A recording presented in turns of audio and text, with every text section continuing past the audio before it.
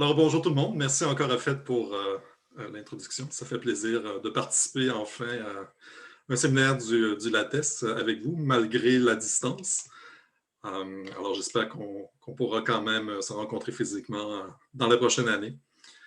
Je vais parler justement de contrats intelligents et de spécifications, encore une fois. Alors, c'est mon bagage en exigence qui refait surface, mais aussi de vérification de contrats légaux.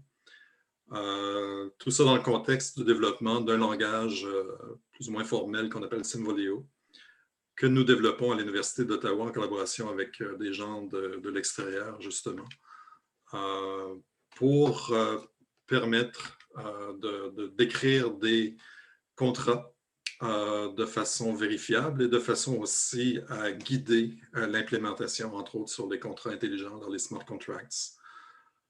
Je collabore beaucoup avec John Melopoulos. Alors, probablement, c'est un nom qui est familier pour la plupart d'entre vous. C'est un professeur à l'Université d'Ottawa. Il a passé plusieurs années à Toronto et à Trento aussi en Italie. Luigi, que vous connaissez sûrement aussi. Alors, c'était mon superviseur de thèse, de maîtrise et de doctorat. Alors, Luigi continue à être actif tant du côté de l'UQO, où il est enseignant, que du côté d'Ottawa, où il fait de la recherche avec nous. Luigi a probablement autour de 82 ans, si ma mémoire me sert bien. Puis on collabore aussi avec des gens de Trento, alors Marco Roveri, qui développe entre autres des outils de vérification formelle que nous utilisons à l'intérieur de notre recherche. Seper et Alireza ont travaillé beaucoup sur la conception de la première version du langage. Seper a gradué à la dernière session. Sa thèse a été reconnue comme la meilleure thèse interdisciplinaire de l'Université d'Ottawa pour la maîtrise. Alireza devrait finir sa thèse de doctorat d'ici la prochaine année sur ce sujet-là. On a aussi des collaborateurs à Paris, du côté de la recherche, mais aussi du côté industriel à Toronto, AIMS, qui est une compagnie qui fait des systèmes pour supporter ce qu'on appelle l'énergie transactive, alors la production d'énergie et la distribution d'énergie qui est produite à la maison, alors avec des systèmes pair à pair. On a des nouveaux étudiants qui se sont joints à nous aussi récemment, alors Sofana et Alberto au niveau du doctorat et Aiden au niveau de la maîtrise. Mes diapositives sont en anglais, alors je sais que Hafed aime beaucoup le software reuse. Ben, moi, je fais de presentation et reuse, alors j'espère que ce ne sera pas trop un problème pour la plupart d'entre vous, mais évidemment, on peut poser des questions dans les deux langues. Alors, je fais une distinction au départ entre ce qu'on appelle des contrats légaux et des contrats intelligents, des smart contracts. Alors, les contrats légaux, c'est les contrats qu'on rencontre dans la vie de tous les jours, où on définit quels sont les termes et les conditions qui vont s'appliquer sur des transactions. Évidemment, ce sont des contrats écrits en français, en anglais et en d'autres langues naturelles, avec tous les problèmes qui surviennent avec ça aussi au niveau de l'ambiguïté et parfois même de l'incomplétude des clauses qui y sont associées. Alors, c'est difficile d'analyser ce genre de contrat, à la fois lors de leur conception, mais aussi pour vérifier si les contrats sont bien exécutés, alors au niveau de la surveillance de la satisfaction des clauses au fur et à mesure que l'exécution du contrat progresse. On a aussi des problèmes de complexité qui viennent, entre autres, du fait qu'on a rarement un contrat en isolation. On a souvent des dizaines de contrats qui vont être interreliés, par exemple avec des sous-contractants. Alors, ça vient rendre le problème un peu plus intéressant aussi. Dans un contexte de contrats intelligents, alors les contrats intelligents sont des programmes qui vont tenter justement d'automatiser une partie de l'exécution d'un contrat pour les clauses qui sont surveillables, puis aussi de faire le monitoring justement pour détecter des violations qui pourraient survenir pendant l'exécution et rapporter ces violations et notifier les personnes qui doivent prendre des actions en conséquence. Alors, c'est plus près, si on veut, de la définition de contrat intelligent telle que définie par Szabo il y a plus de 20 ans déjà. Dans la littérature, si vous cherchez smart contract, vous allez avoir une version un peu plus, je dirais, simplifiée de ce qu'est un smart contract en utilisant des technologies justement qui font appel aux chaînes de blocs, les blockchains. Alors, on dit souvent que le terme smart contract a été un peu détourné ou hijacked par cette communauté. Alors, ma vision des contrats intelligents est plus large que ce qu'on peut implémenter, par exemple, avec Ethereum ou avec des langages comme Solidity sur des plateformes supportant des chaînes de blocs. Évidemment, si vous avez des questions, des commentaires, veuillez m'interrompre. OK, c'est assez informel présentement. Alors, ce qui nous intéresse comme question de recherche à l'intérieur de notre groupe, c'est de quelle façon on pourrait justement spécifier des contrats légaux de façon à permettre leur analyse au niveau de la conception, puis aussi la surveillance lors de leur exécution. On est aussi intéressé par des aspects de génération de code.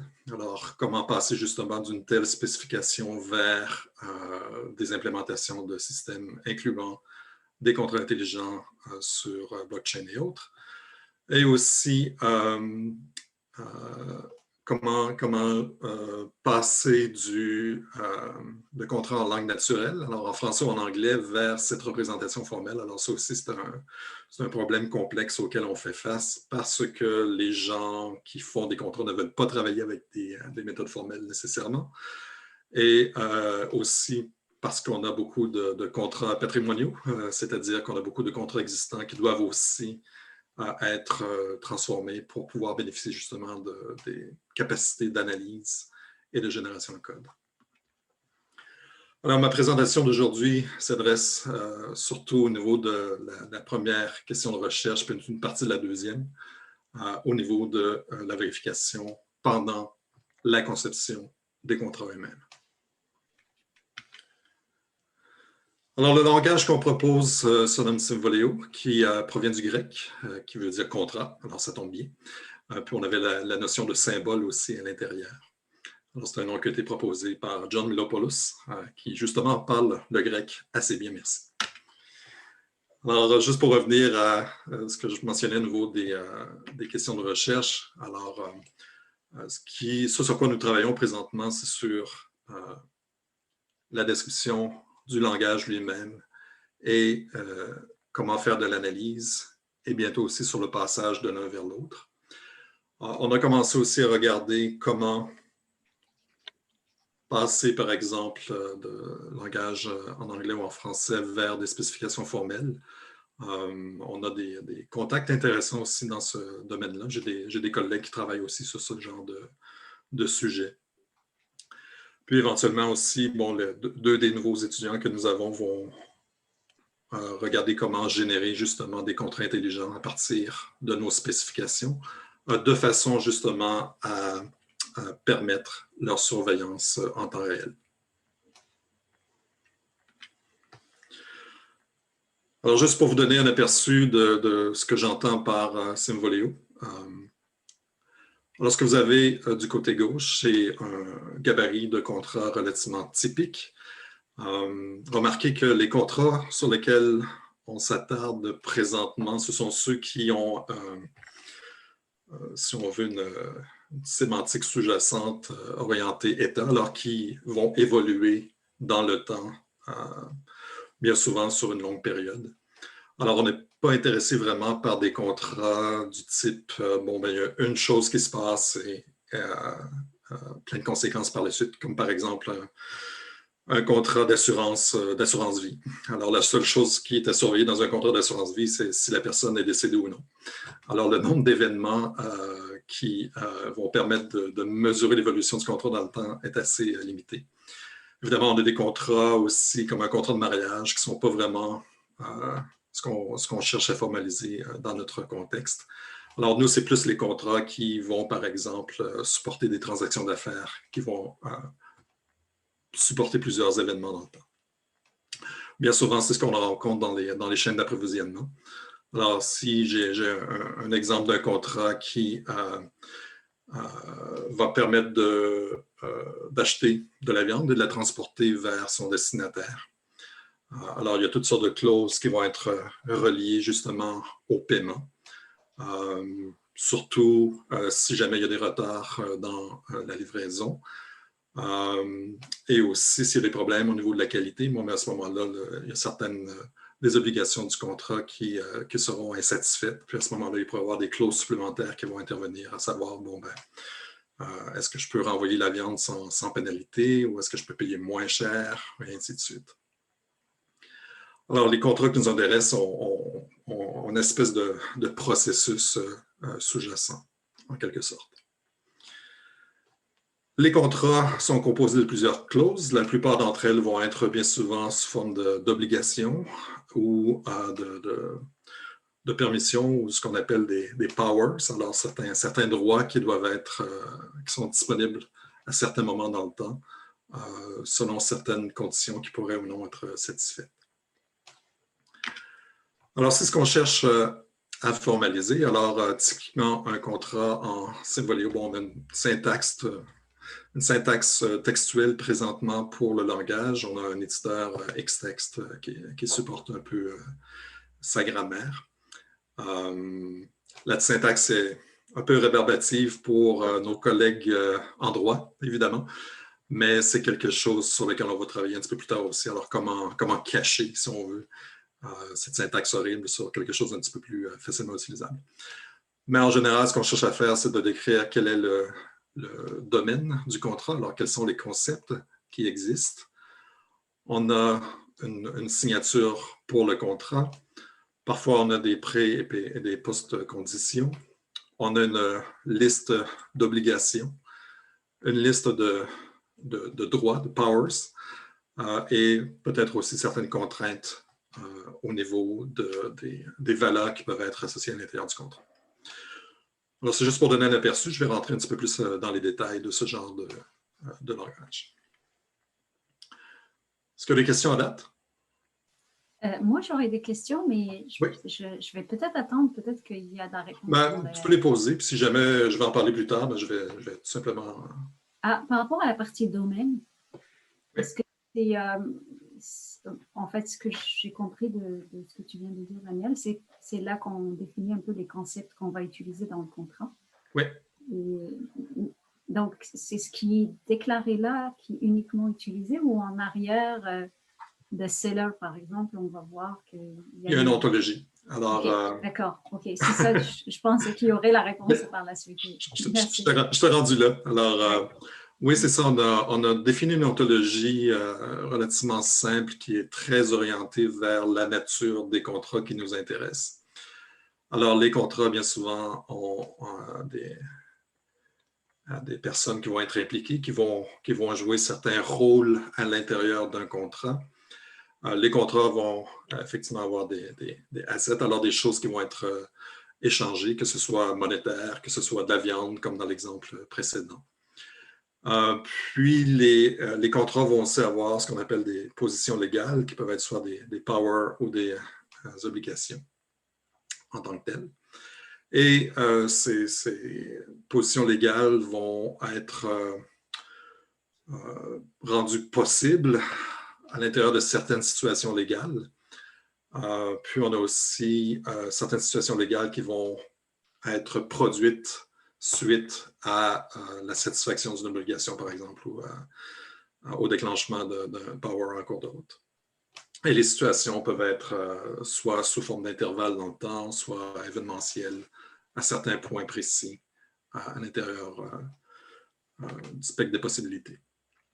Alors ça, c'est l'ontologie de base qu'on a qui a été fortement inspirée d'ontologies comme UFO et UFOL, qui est une version légale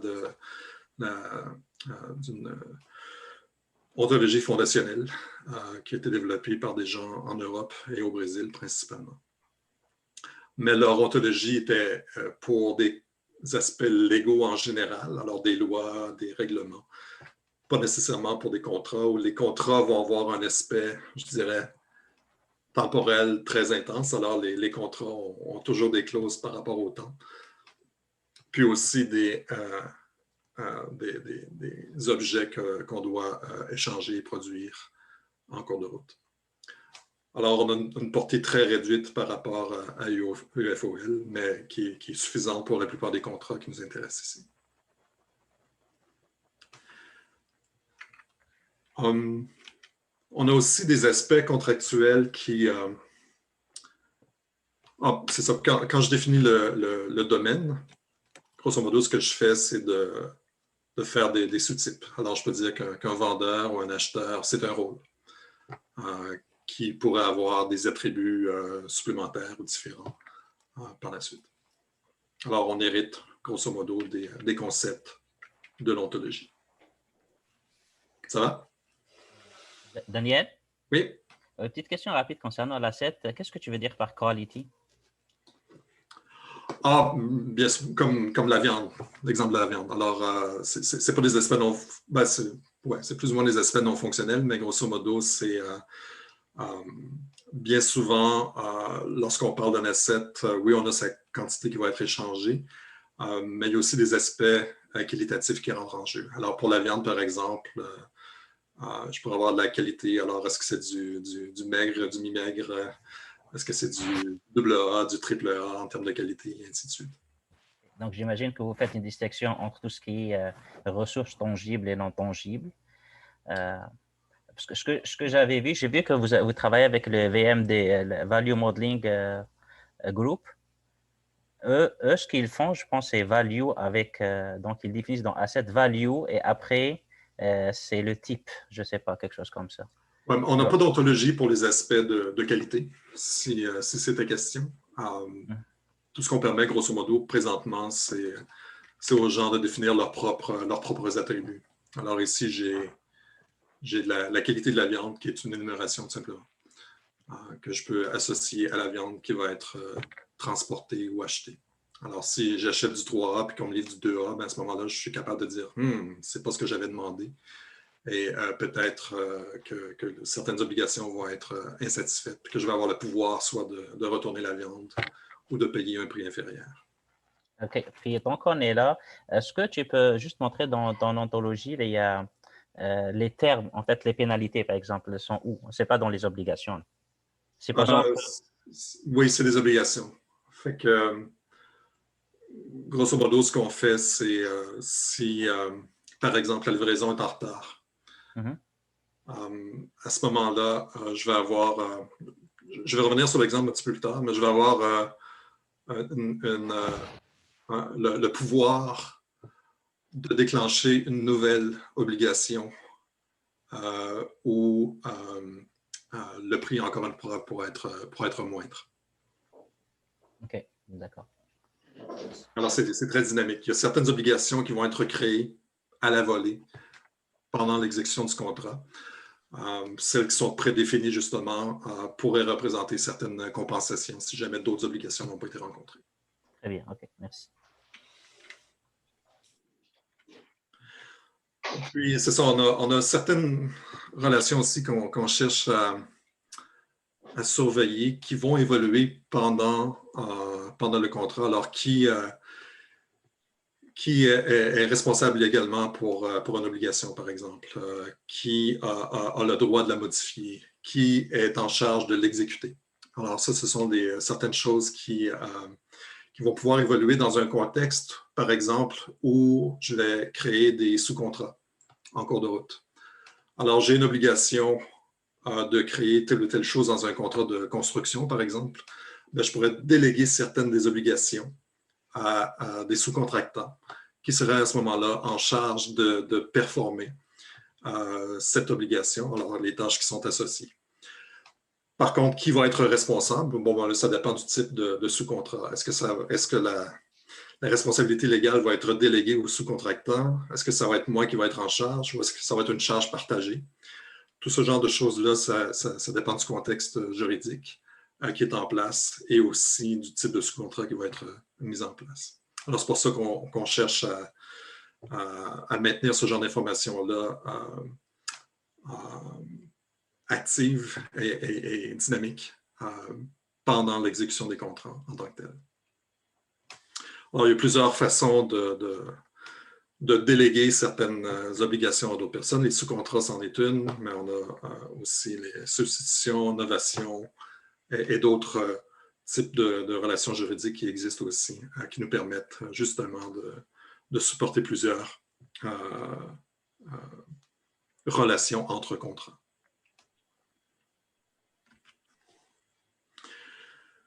Si je regarde un petit peu plus au niveau de la sémantique dynamique, qui est sous-jacente à Symvoleo, grosso modo, on a défini des machines à état fini pour les instances de contrat, les instances d'obligation, puis les instances de pouvoir qui sont en jeu, alors qu'ils vont être instanciés lorsque mon contrat va être actif. Alors, chaque contrat, obligation et pouvoir a un état qui va pouvoir évoluer, évidemment. Et les transitions qui sont là proviennent soit d'événements externes qui vont être surveillés par l'environnement où le contrat s'exécute. Alors, je pourrais brancher mon contrat intelligent, par exemple, à toutes sortes de senseurs, de bases de données ou d'autres sources événementielles. Et par la suite, l'évolution ou il pourrait y avoir aussi, oui, c'est ça, des événements internes. Alors, une clause d'un contrat pourrait déclencher un événement qui va être consommé par une autre clause du même contrat ou d'un autre contrat aussi. Alors, les machines à état fini représentent grosso modo des cycles de vie qu'on rencontre assez fréquemment au niveau de ce qu'est une obligation, un pouvoir et un contrat.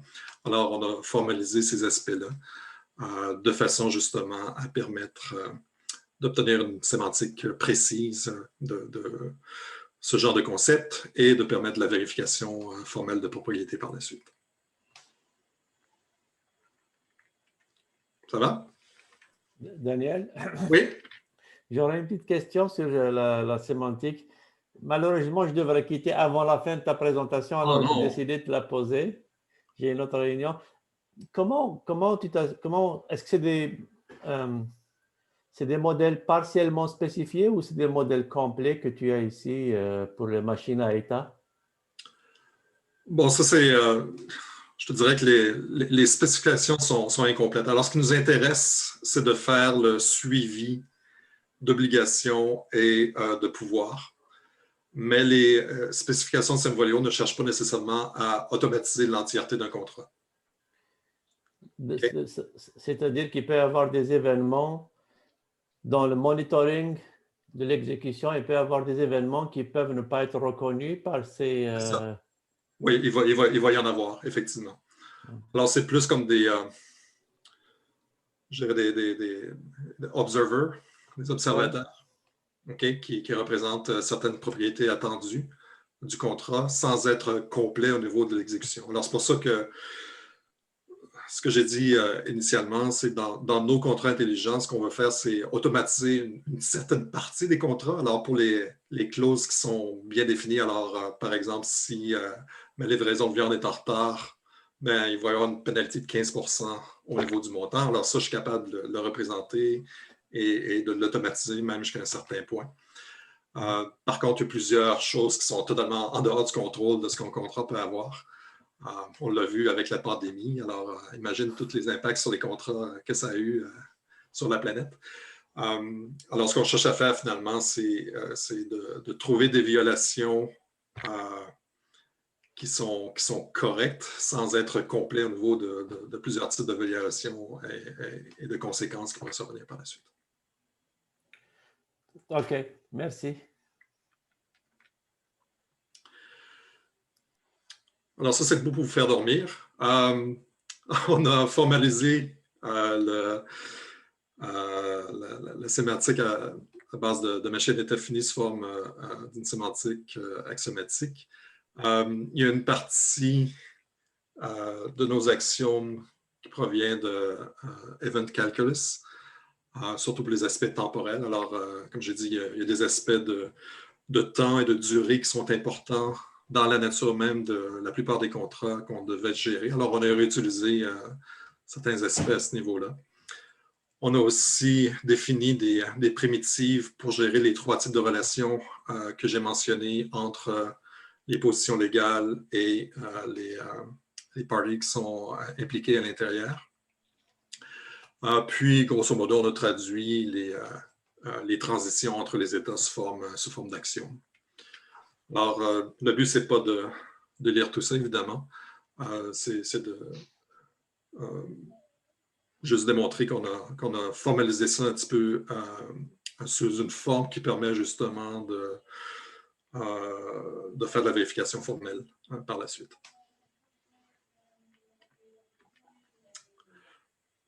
On a aussi un certain niveau de jeu, je dirais, dans le langage. Alors, le langage Symvoleo doit permettre de représenter des contrats dans plusieurs juridictions qui n'ont pas nécessairement les mêmes lois, la même compréhension de ce qu'est un contrat. Alors, quand j'écris un contrat au Québec, bon, il y a tout un bagage légal qui est implicite, qui doit être pris en considération. Alors, quand on parle de substitution de party ou encore de sous-contrat, il y a plusieurs choses qui doivent être sous-entendues à ce niveau-là.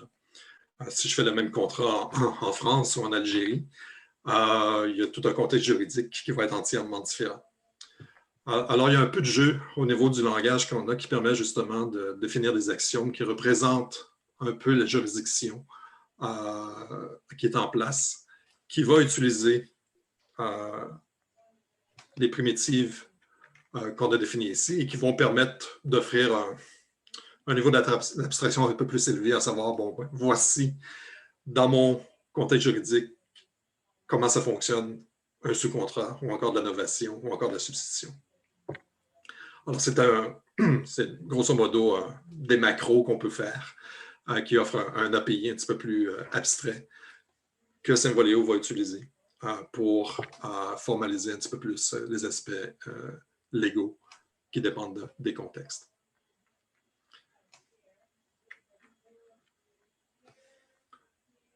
Alors, si je parle de substitution, par exemple, bon, ben, je vais voir, bon, ben, substitution dans mon domaine juridique, il faut que telle chose soit active et voici ce que je vais transférer. Alors, je vais transférer à la fois les droits, la responsabilité civile et les tâches qui vont avec ceci. Mais dans d'autres juridictions, peut-être que la responsabilité légale serait partagée.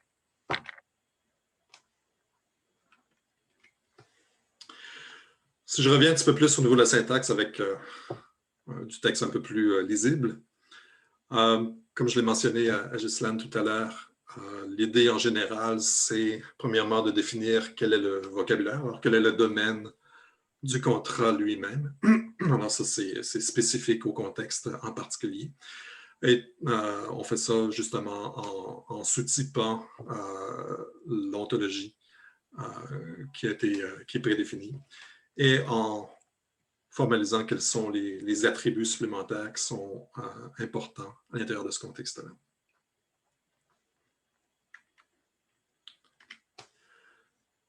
Par la suite, le contrat lui-même, bien souvent, c'est un gabarit de contrat, en fait, qui peut être instancié avec plusieurs valeurs contextuelles. Alors, le contrat de vente de viande ici est très générique, dans le sens où on peut décider de qui sont les acheteurs et les vendeurs, la quantité et la qualité de viande à transporter, la devise à utiliser, les dates aussi au niveau de livraison, les dates de paiement, et ainsi de suite. Alors, c'est ce qui permet justement de réutiliser des contrats dans plusieurs contextes différents, au lieu d'avoir des contrats spécifiés au niveau de leurs instances particulières. On peut avoir des déclarations locales aussi, de toutes sortes. Alors, par exemple, je peux définir le montant qui devrait être payé si jamais la livraison est en retard. Okay. Je peux avoir certaines préconditions. Alors, au niveau de qui possède présentement le bien qui devrait être transféré, alors la viande dans ce cas-ci. et les post-conditions aussi. Le noyau, c'est vraiment ce qu'on rencontre au niveau des obligations et des pouvoirs qui rentrent en jeu. Daniel? Oui? Peux-tu revenir au slide d'avant? Delivered, paid late, ça ne fait pas partie du langage de base. Non. Donc, c'est des prédicats qui sont définis. Okay. Ah, oui, ouais, j'y arrive. Effectivement, il y a des... évidemment, le langage lui-même ne peut pas avoir tous les prédicats de tous les contextes contractuels. Alors oui, il y a effectivement une couche au niveau des prédicats qui doit être fournie.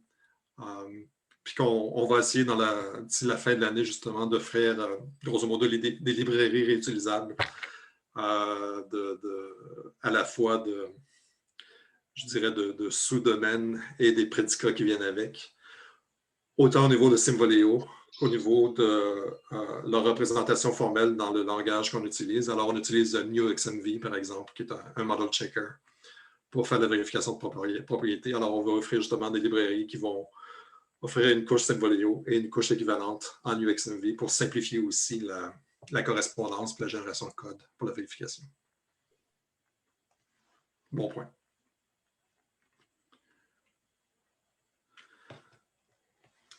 Alors, on a deux types de modalités, je dirais, contractuelles qui nous intéressent ici. Alors, c'est beaucoup plus simple que toutes les modalités légales qu'on rencontre, par exemple, de ontologie de Hoffeld ou d'Alexis et autres. Alors, ce qui nous intéresse, grosso modo, ce sont les obligations et les pouvoirs. Alors, qu'est-ce qui est obligatoire et qu'est-ce qui peut être, si on veut, déclenché optionnellement par la suite. Alors, une obligation, on va avoir un débiteur, un créditeur, on va avoir un antécédent puis un conséquent qui sont des situations. Il pourrait avoir aussi un contexte ou un événement déclencheur où à chaque fois que l'événement déclencheur est observé, mais je vais avoir une nouvelle instance de cette obligation à l'intérieur de mon contrat qui va être créée. À peu près la même chose au niveau des pouvoirs. La différence, c'est que les pouvoirs vont, dans les conséquents des pouvoirs, on peut créer de nouvelles obligations, on peut créer de nouveaux pouvoirs, on peut interrompre ou annuler des obligations existantes. Alors ça, c'est quelque chose qui va nous permettre justement de modifier l'ensemble des obligations courantes du contrat qui est en exécution présentement. Alors ici, j'ai quelques obligations qui ont été extraites à partir du texte en anglais qu'on avait au niveau du contrat. Alors, j'ai une obligation au niveau de la livraison, du paiement et aussi du paiement en retard parce que le contrat lui-même avait déjà une clause à cet effet. Alors, c'est quelque chose que je peux voir venir et mettre en place dès qu'il y a une violation de paiement qui va être observée. Alors, par défaut, les obligations qui sont définies ici vont être instanciées en même temps que le contrat lui-même. Celle-ci va l'être uniquement lorsque l'événement déclencheur va être observé. Une autre différence aussi, c'est que celle-ci pourra être déclenchée plusieurs fois. Aussi. On a aussi le concept de surviving obligations. Alors, ce sont des obligations dont la durée va aller au-delà de la fin plus ou moins officielle du contrat. Alors, par exemple, bien souvent, on va avoir des obligations qui vont interdire aux gens de partager de l'information une fois que le contrat est terminé, pour une durée de 6 mois, 1 an, 2 ans après la fin du contrat. Alors, c'est toujours bizarre de lire ça dans un contrat parce que comment est-ce qu'une partie du contrat peut survivre à la fin du contrat? Alors, ça ne veut pas dire, par exemple, que le contrat n'est pas encore terminé, mais c'est la terminologie qui est utilisée grosso modo à l'intérieur des aspects légaux. Puis, on a des pouvoirs Alors, on a un pouvoir ici qui ont été déterminés à l'intérieur du contrat. Alors, je pourrais suspendre la livraison, je pourrais redémarrer la livraison. Je pourrais aussi terminer le contrat. Alors, bien souvent, ce sont des pouvoirs qu'on rencontre fréquemment. Alors, une partie prenante ou l'autre peut décider dans certaines conditions de terminer le contrat. Et s'il y a une terminaison de contrat, ben à ce moment-là, ce que ça veut dire aussi, c'est qu'il y a peut-être de nouvelles obligations qui vont devoir être mises en place pour des pénalités, par exemple, ou des compensations avant la fin officielle du contrat lui-même.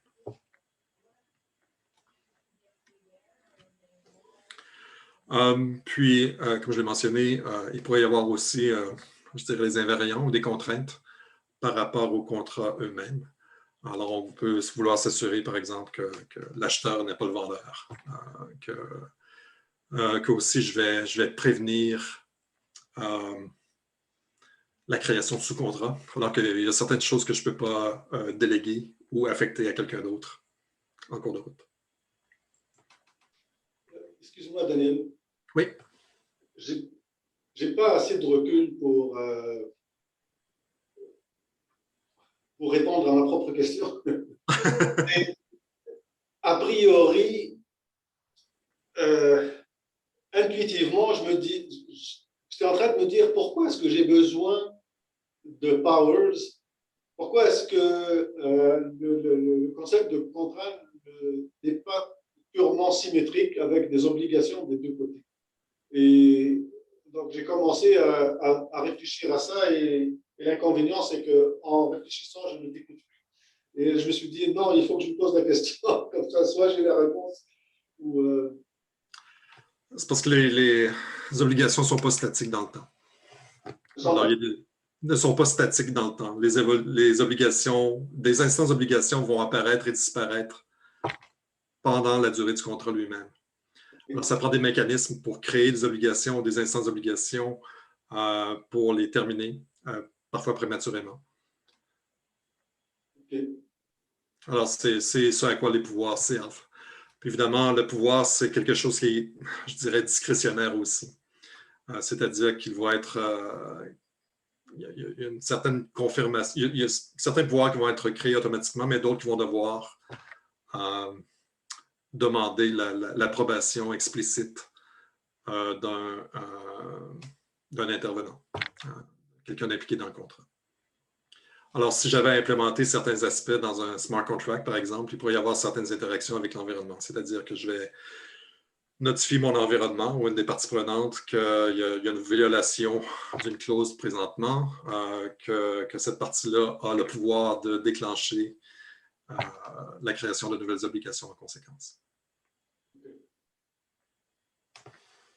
Je pense que c'est comme tu disais, comme pour les future obligations, en fait, c'est pour un meilleur alignement avec la terminologie légale du titre droit et obligation.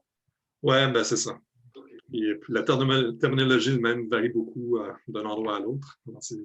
Ça a été compliqué, mais on a tenté justement de se limiter à certains concepts qui vont couvrir 80% des types de contrats qui nous intéressent pour commencer, puis voir justement qu'est-ce qui va manquer par la suite, savoir est-ce que ça vaut la peine de rendre le langage plus complexe ou si on peut le reléguer tout ça à des actions supplémentaires qui vont être très contextuelles.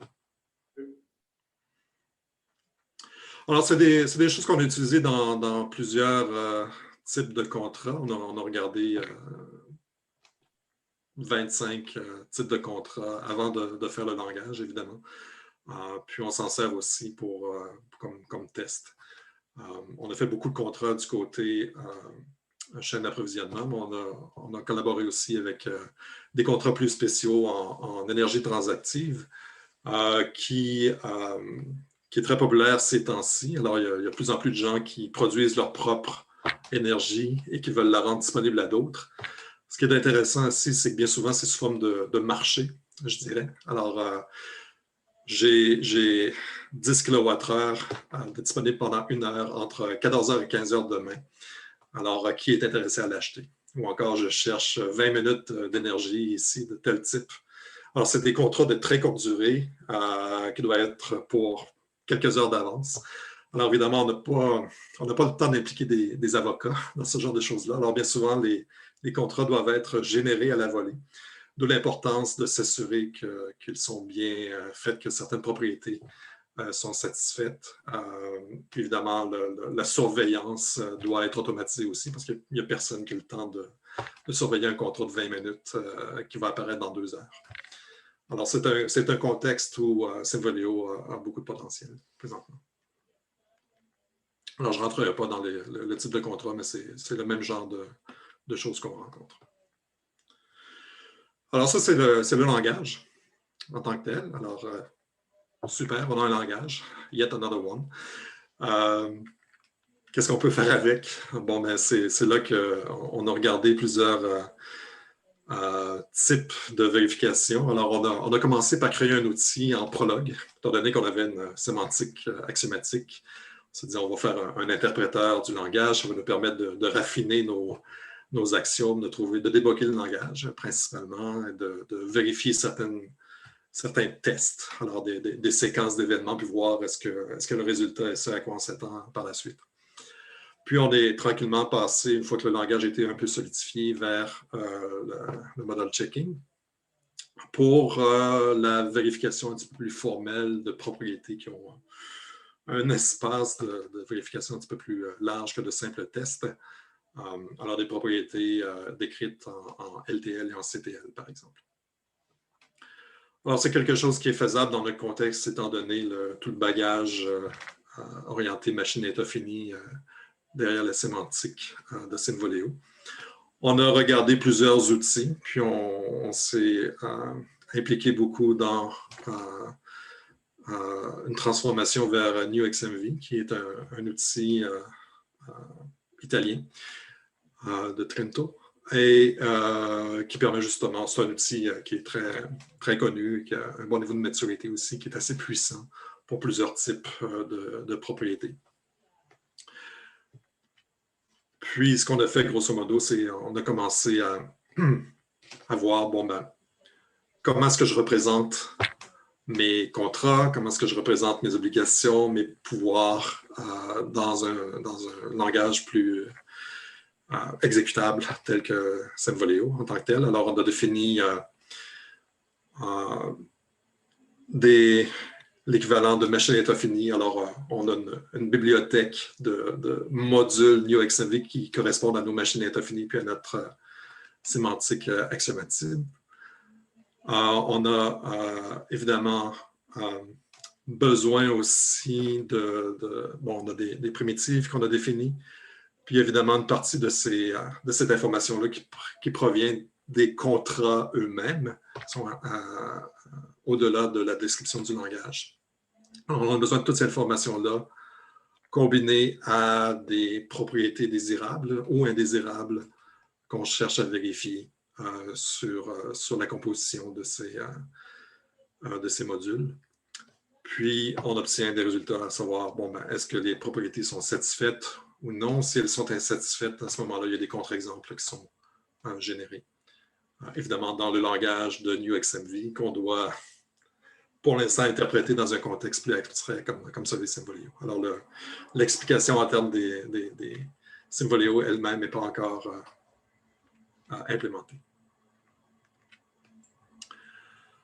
Alors, comme j'ai mentionné, on a défini nos modules. On a des modules supplémentaires. Évidemment, on a besoin de décrire qu'est-ce qu'une minuterie, par exemple, qu'est-ce que le temps dans NewXMV, qu'est-ce qu'un événement en tant que tel.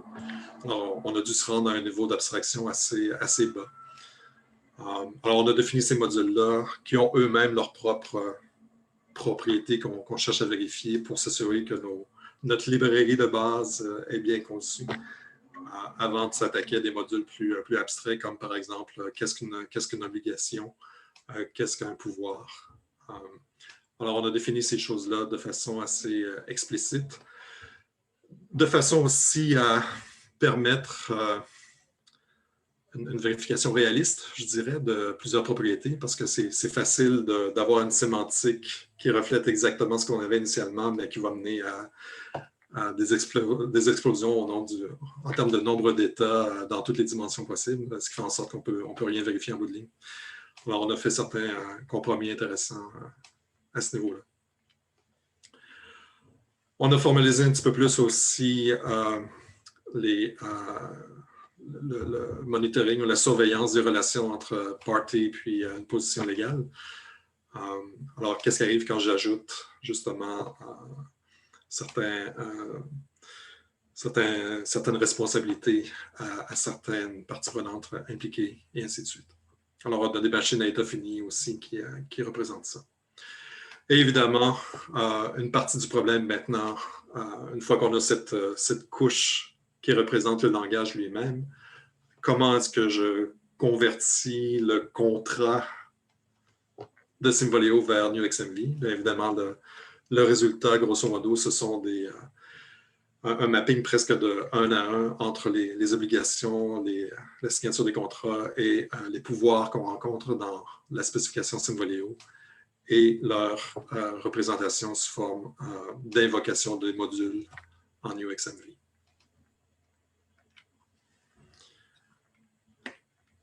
Alors, c'est ce qu'on a ici. Si je reviens vers notre contrat initial, j'ai les variables internes que j'avais dans ma spécification Symvolio et j'ai les obligations de livraison, de paiement en retard que j'avais initialement aussi.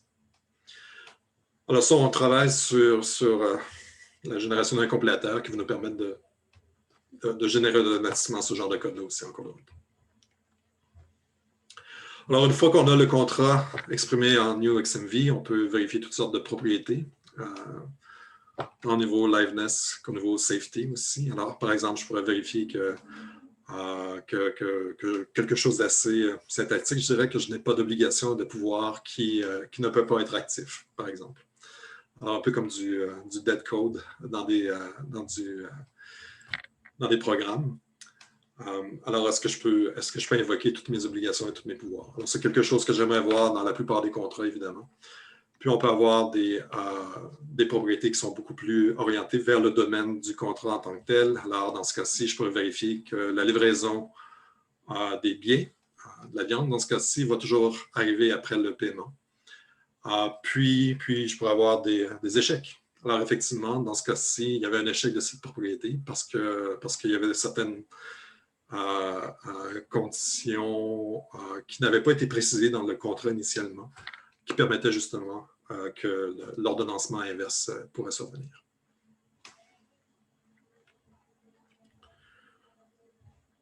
On a regardé un petit peu plus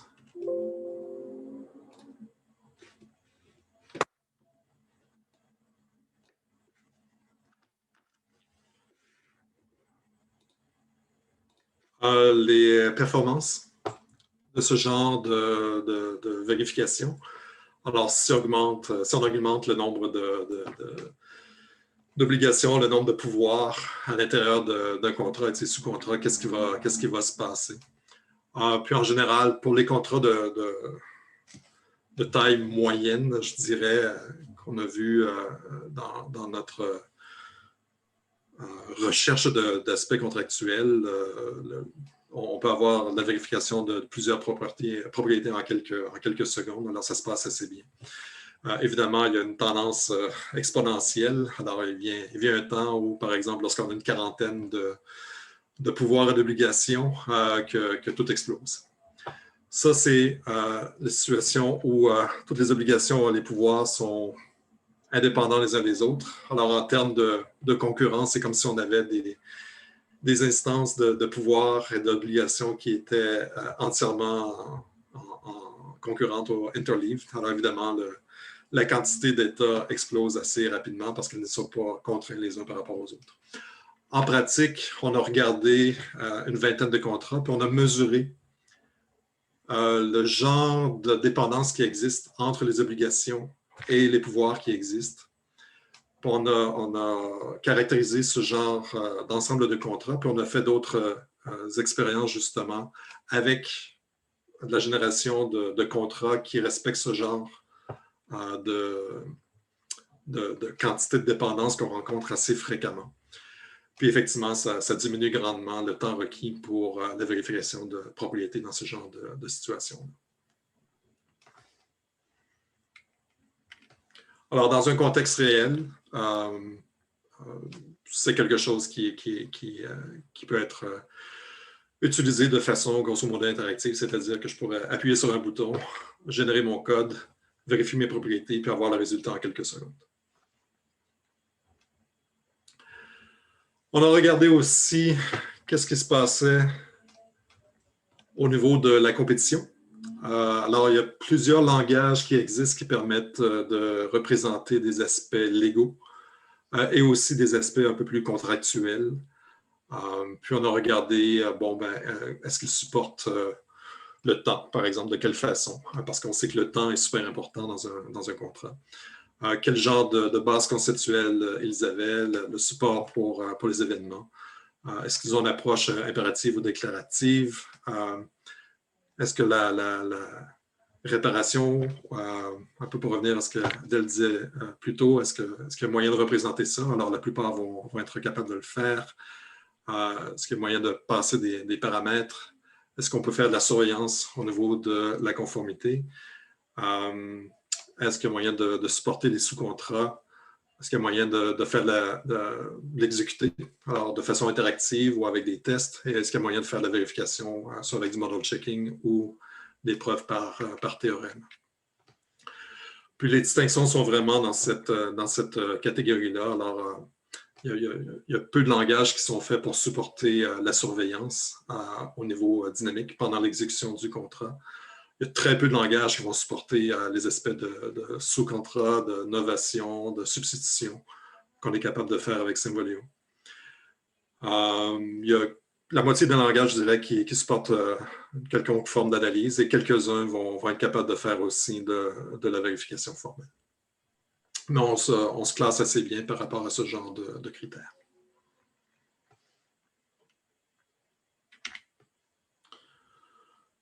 Alors, en conclusion, on a développé un langage de spécification formelle qui se nomme Symvolio, qui est basé sur une ontologie conceptuelle de contrat et dont la sémantique est très orientée machine à état fini, alors très événementielle, et dont les actions vont aussi exploiter Event Calculus pour être capable de raisonner sur les contrats qui évoluent dans le temps. Et aussi, on a des aspects du langage qui permettent justement de supporter des aspects de sous-contrat, mais au-delà de ça aussi, dans plusieurs types de juridictions différentes, grâce à notre couche de macro intermédiaire. Alors, c'est assez unique au niveau de notre langage. On est en bonne voie de générer automatiquement du code NewXMV qui permettra justement de faire de la vérification formelle de propriété sur les contrats et de déterminer au niveau de la conception s'il y a des problèmes potentiels. Comme je l'ai mentionné, on avait aussi un outil à base de Prolog, mais présentement, c'est lui-même du patrimoine. On se concentre beaucoup plus maintenant sur les aspects de NewXMV. On a eu un certain succès dans la dernière année à présenter ces travaux-là. Alors, une version très initiale à Requirements Engineering, alors un article court à ce contexte-là, puis un article beaucoup plus étoffé avec les aspects de sous-contrat, d'affectation, de substitution avec Symvolio à ER. Alireza a présenté son travail aussi au niveau de la vérification, certaines idées initiales dans un symposium pour doctorants. CEPER a fini sa thèse à ce niveau-là. On a certains résultats au niveau de l'énergie transactive, certains outils de base qui sont rendus disponibles aussi. Mais on travaille beaucoup plus maintenant sur des aspects de vérification. Alors, il y a toutes sortes d'opportunités par rapport à ce genre de travaux. Alors, évidemment, tous les aspects d'automatisation de toutes ces transformations qui nous intéressent d'une forme à l'autre. Alors, on travaille là-dessus avec une version initiale pour la fin de l'été. pour revenir sur ce que j'ai mentionné à Hafed tout à l'heure, on cherche aussi à développer une librairie, ou plusieurs librairies Symvolio de fonctions qui vont être plus orientées vers certains domaines. Alors, les concepts, puis les prédicats qui sont nécessaires en Transactive Energy dans un contexte de marché où il y a des bids et toutes sortes de choses, c'est très différent d'un marché ou d'un contexte où on a du supply chain, ou la chaîne d'approvisionnement. On s'intéresse évidemment à rendre ceci un peu plus utilisable par des personnes normales et pas juste par des personnes qui ont un doctorat ou sont d'en avoir un. Certaines personnes nous ont demandé si on voulait avoir une version graphique. Je ne suis pas sûr que ça va ajouter beaucoup en termes parce que de toute façon, les avocats n'utilisent pas de forme graphique pour ce genre de choses-là. Par contre, il y a beaucoup d'intérêt sur le passage semi-automatisé de contrats textuels vers le genre de formalisation qu'on rencontre dans Symvolio. On est en contact avec LexRock AI, qui est une compagnie à Montréal qui a beaucoup été impliquée justement dans l'introduction de documents légaux pour des aspects de conformité au cours des 20 dernières années. En fait, c'est Herosoft qui s'occupe de ça, puis LexRock, c'est leur spin-off qui utilise un peu plus d'intelligence artificielle et beaucoup de NLP pour des aspects un peu plus sexy, qui a aussi les aspects contractuels dans son mandat à court terme.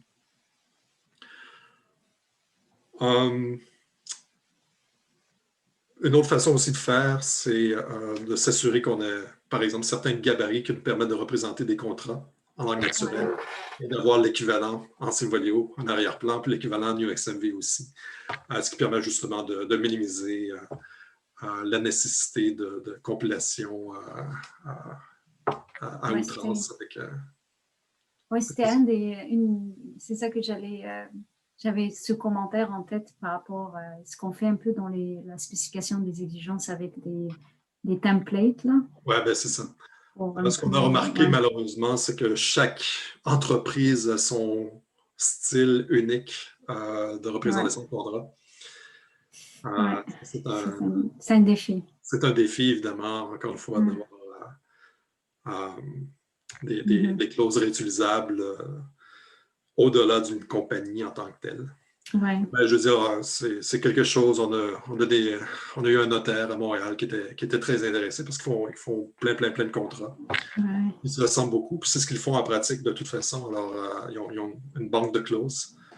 Ils choisissent, ils les assemblent sous une forme de contrat, puis les gens signent en bas. Mais parfois, ils pourraient faire des erreurs subtiles, pas juste dans la combinaison des clauses, mais dans les paramètres qui sont passés justement pour l'instanciation du contrat dans un contexte particulier.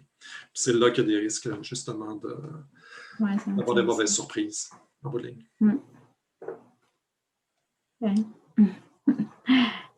Alors, on est intéressé par la génération de code pour automatiser la surveillance des contrats d'exécution aussi, dans un contexte de système cyberphysique et Internet of Things, etc. On a beaucoup de questions encore à ce niveau-là. Est-ce qu'il y en a qui ont déjà programmé des smart contracts ici? Pas moi. Alors, il y a des langages, il y a des frameworks qui existent dans ce contexte-là. Hyperledger, par exemple, va utiliser Java, JavaScript, Go. Alors, des langages assez génériques, plus quelques langages spécifiques au domaine. Par exemple, pour décrire le domaine d'un contrat, alors ils ont leur propre petit langage, grosso modo, qui représente un diagramme de classe. Le langage le plus connu est probablement Solidity, que je comparerais au langage C, grosso modo. Alors, c'est le niveau d'abstraction auquel ils ont accès. Alors, ils n'ont pas d'obligation, ils n'ont pas de pouvoir, ils n'ont rien qui ressemble à un contrat, mais c'est quelque chose qui permet de jouer avec les bits and bytes au niveau des smart contracts. Il y a des langages comme DAML et Ergo qui visent deux choses. Premièrement, offrir un niveau d'abstraction un peu plus élevé que Solidity et un peu plus spécialisé que ce que Java peut offrir. Alors, Ergo, par exemple, le concept d'obligation. qu'il supporte. L'autre chose, c'est l'indépendance de la plateforme. Alors, il y a plusieurs plateformes de contrats intelligents qui existent. Ethereum en est une, par exemple. Okay? Puis Hyperledger en est une autre. Alors, Ergo va offrir des back-ends qui vont permettre de traduire un programme Ergo vers différents types de plateformes.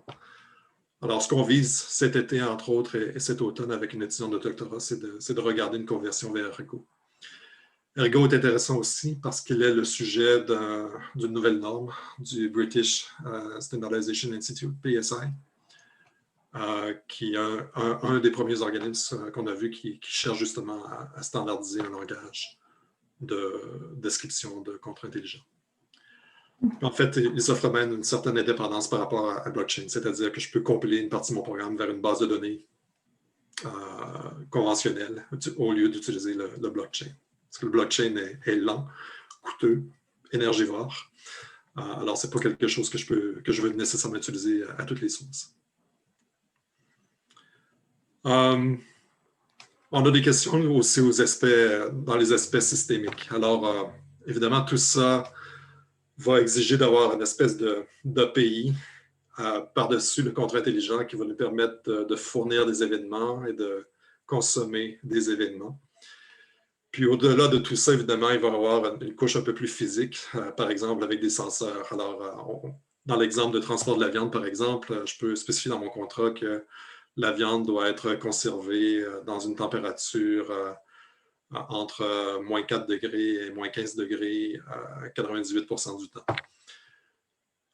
Alors, il y a des senseurs physiques, évidemment, qui vont fournir une partie de cette information-là. Je vais probablement avoir une espèce de complex event processing entre les deux qui vont amalgamer plusieurs événements de bas niveau provenant de senseurs vers des événements un peu plus de haut niveau que le contrat va pouvoir comprendre. Mais qu'est-ce qui arrive quand les senseurs flanchent? Qu'est-ce qui arrive quand les senseurs montent? Est-ce que c'est la responsabilité du contrat? Est-ce que c'est la responsabilité de l'environnement d'exécution du contrat? Est-ce que c'est partagé? Alors, on a toutes ces questions-là qui rentrent en jeu, évidemment, dans un contexte d'automatisation de la surveillance aussi, parce qu'on veut minimiser le nombre de fausses alarmes au niveau de la violation d'obligations et optimiser, évidemment, la détection de vraies alarmes en conséquence aussi. Évidemment, the more the merrier. Alors, on regarde plusieurs études de cas aussi dans ce contexte-là. Oh. Alors, c'est ce qui nous tient occupé ces temps-ci. Alors, merci beaucoup pour votre attention. Évidemment, ce n'est pas quelque chose qui se fait seul. On fait partie aussi de quelques projets intéressants. Alors, je ne sais pas si vous connaissez le projet ACT, AJC, de Karim,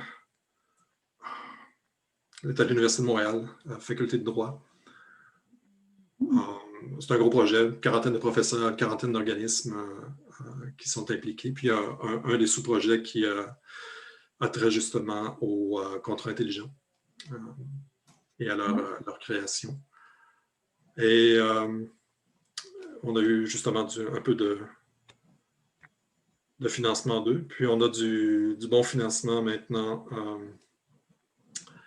je ne l'ai pas mentionné ici, c'est parce qu'il n'est pas annoncé officiellement, mais on a un Ontario Research Fund grant sur les aspects cyberphysiques en général.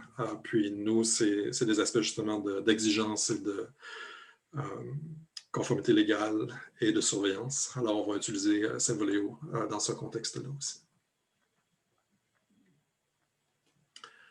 Alors, c'était ce que je désirais vous présenter. On met dans le chat que Jean avait une question. Je ne sais pas s'il préfère utiliser Servoleo pour le contrat d'assassinat. Oui, probablement. C'est le gros avantage des blockchains. Alors, on peut supporter une certaine anonymat tout en offrant une certaine transparence. Alors, le contrat va quand même être public. Mais qui va exécuter, vraiment exécuter un contrat ici. Mais non, je ne sais pas si c'était une étude de cas dans ce contexte-là, si tu as des clients en particulier, mais on n'est pas rendu là. Ouais, le problème a l'air un peu complexe, surtout ce que tu disais à la fin. en tenant compte d'un environnement d'exécution, ça peut tellement être... Oui, puis c'est ça, une de mes étudiantes, Sofana, vient de terminer justement une revue de littérature systématique sur les plateformes d'exécution de smart contracts. Puis elle avait une de ses questions de recherche qui était justement sur les aspects de robustesse. Alors, qu'est-ce qui arrive quand les choses vont mal? Puis il y avait comme 3 articles sur tout ce qu'elle a trouvé qui la mentionne au passage, mais qui n'offre pas beaucoup de solutions. Alors, ça, malheureusement, ça va être un problème. Oui. Ouais. Est-ce qu'il y a des questions? Moi, je suis en train de regarder en fait sur les triggers, les déclencheurs, sur les obligations. Puis je me demande si on peut déclencher une violation sur 3 différentes obligations, par exemple. Alors, ta question, si je la comprends bien, c'est est-ce que le même événement pourrait déclencher plusieurs violations? Non, une seule violation, mais basée sur, par exemple, la violation de 3 obligations. Supposons que j'ai un contrat où est-ce que je dois livrer, par exemple, la première année telle quantité, la deuxième année telle quantité, la troisième année telle quantité. Et après, j'ai un déclencheur. En fait, j'ai un trigger qui est optionnel donc qui va déclencher en fait une violation.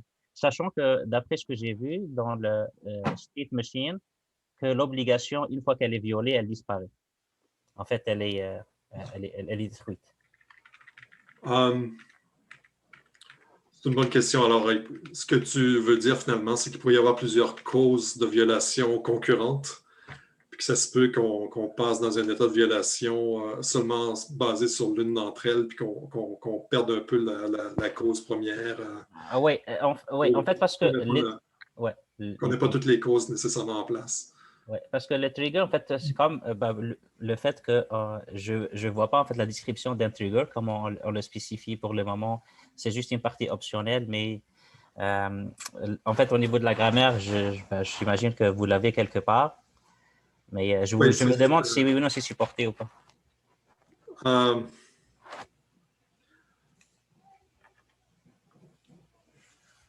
Oui, c'est une situation. C'est-à-dire que je pourrais avoir une clause avec des ou à l'intérieur. Si c'est ta question, oui, c'est pas un problème. Tout comme je pourrais avoir 3 clauses différentes. C'est 3 obligations. Hein? Supposons que j'ai 3 obligations parce que j'ai 10 livraisons chaque année. Là, après, je vais appliquer la même violation, par exemple, disons la même pénalité si un des 3, par exemple, est violé, sans pour autant créer 3 violations ou 3 pénalités. C'est ça ce que je veux. Bonne question.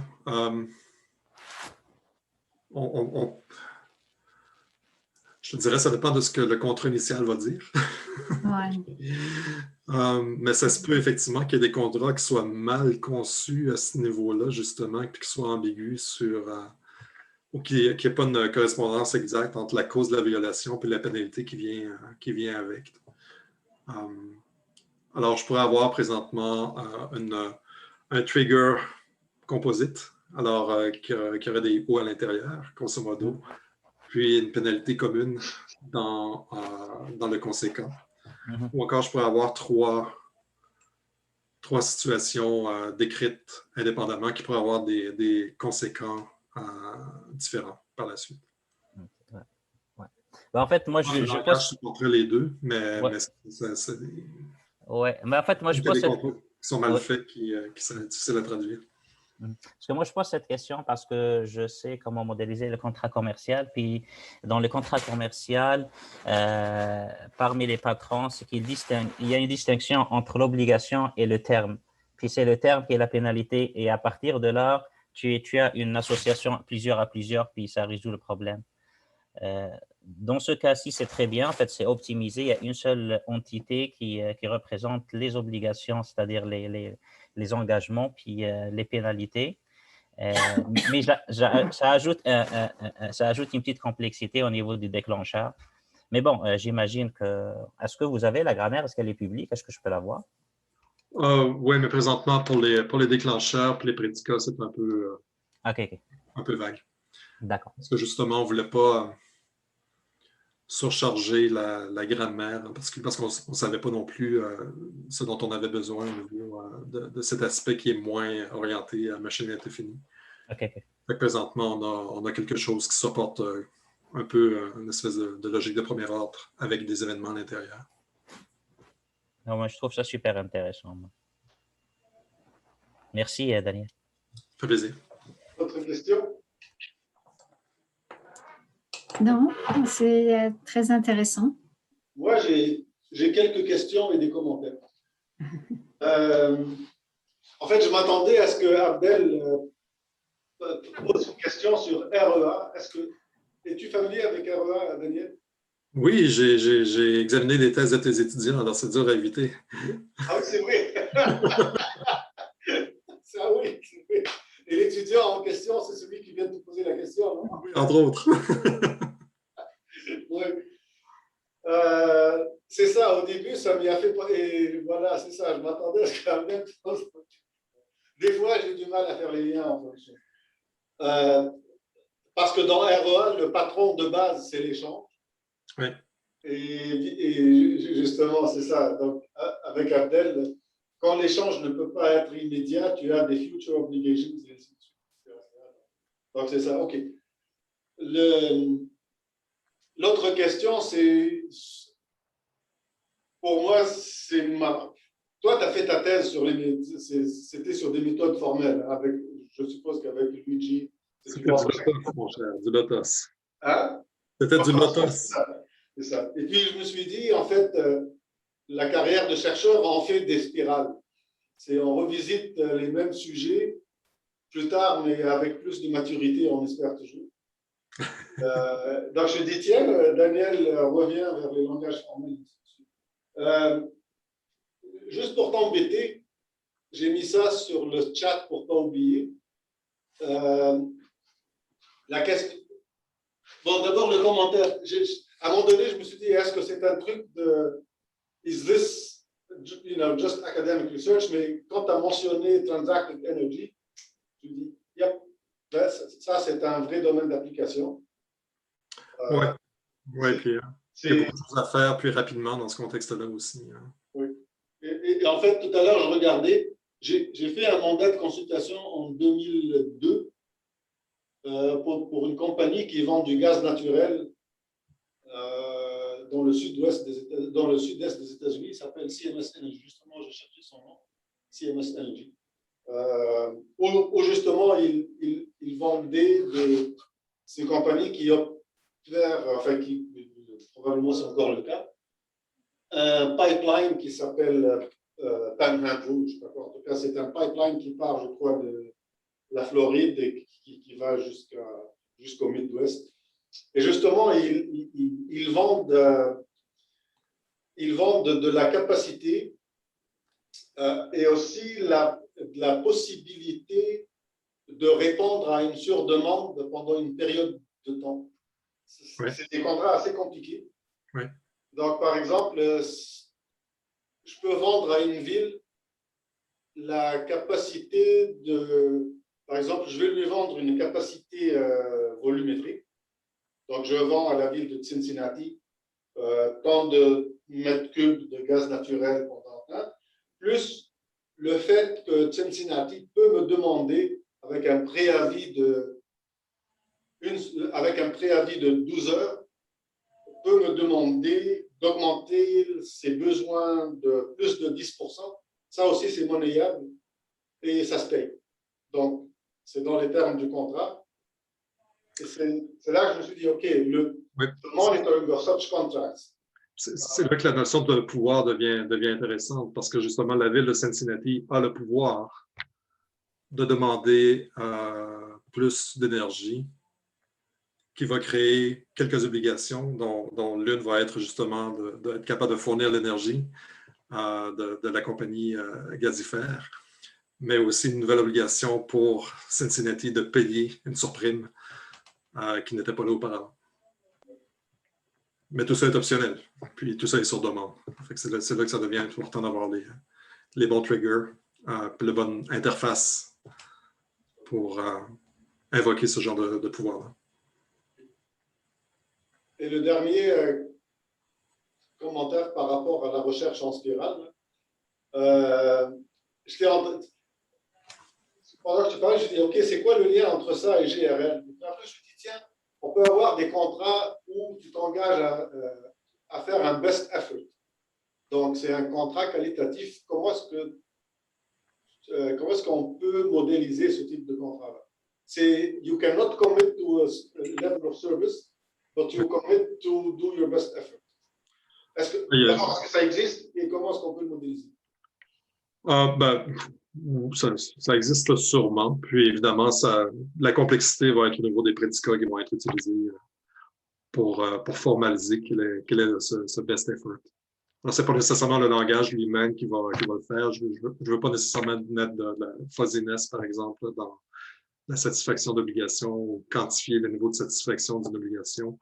Présentement, c'est contractuel, c'est binaire, elle est satisfaite ou elle n'est pas satisfaite, ou elle est en train d'être satisfaite, d'où la machine est finie, ou d'où la complexité des cycles de vie qu'on rencontre au niveau des obligations présentement.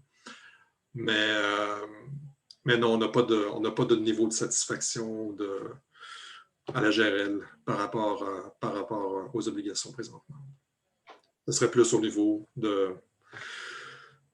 des antécédents et des conséquents formalisés sous forme de situation. Ce qui nous intéresse aussi, notre agenda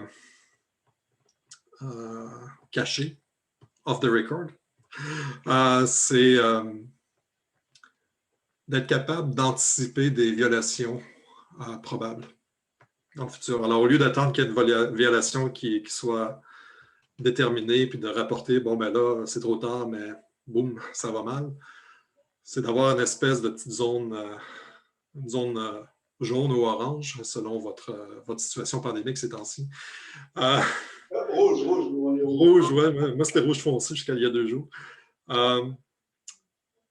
D'être capable justement de déterminer qu'on se dirige vers une violation, puis de fournir des avertissements en conséquence avant qu'il ne soit trop tard. Là, on s'en va vers du machine learning. Ça pourrait être du machine learning, ça pourrait être plus simple, ça pourrait être à base de règles, évidemment, parce qu'il y a l'aspect contractuel et tout ça aussi. Incontournable. Mais c'est quelque chose qui pourrait être incorporé dans ce genre de choses-là dans le futur. Évidemment, on a 14 000 trucs, beaucoup plus de bases à gérer puis à bien faire avant de se rendre là, mais c'est quelque chose qu'on anticipe à très long terme. Super.